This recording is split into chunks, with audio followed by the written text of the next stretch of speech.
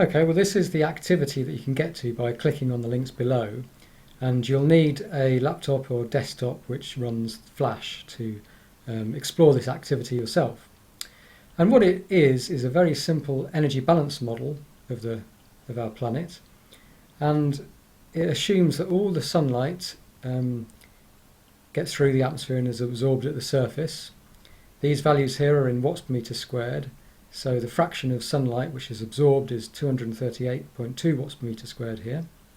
And on this side are the thermal infrared fluxes, so heat is emitted from the surface, about 397 watts per metre squared, but you'll see only a fraction of this actually escapes out to space. And that's because we have an atmosphere that impedes this flow of infrared radiation out to space. That's the greenhouse effect. Now what you can do if you want to check out this activity is you can use these sliding scales to change aspects of our climate and see what happens to the energy balance. So for example, you can make the sun brighter or dimmer, and you can see the arrows change in size and the amount of radiation being transmitted changes as well. You can change the greenhouse effect of the atmosphere from 0 to maximum, and you can change the reflectivity of the planet or its albedo by doing this.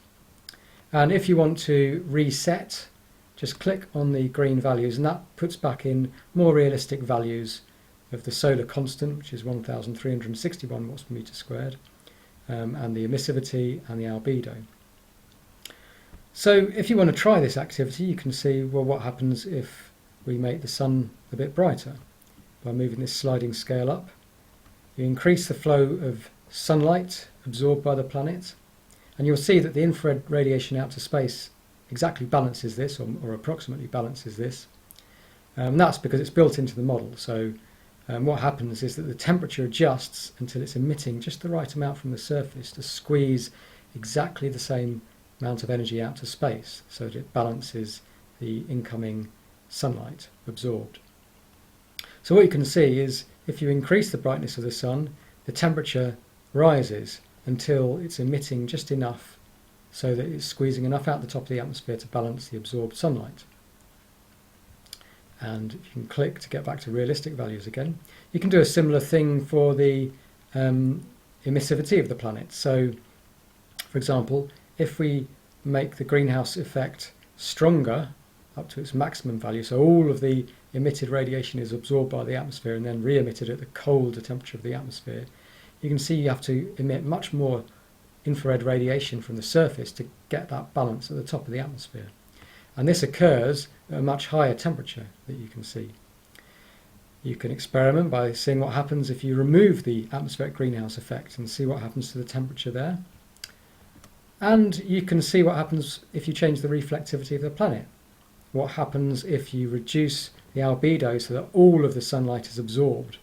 And you can see what happens to the surface temperature there. Or what happens if you increase the albedo so all of the sunlight is reflected. See a rather unrealistic case here where no sunlight is absorbed, you get to a value of absolute 0, the minimum possible temperature.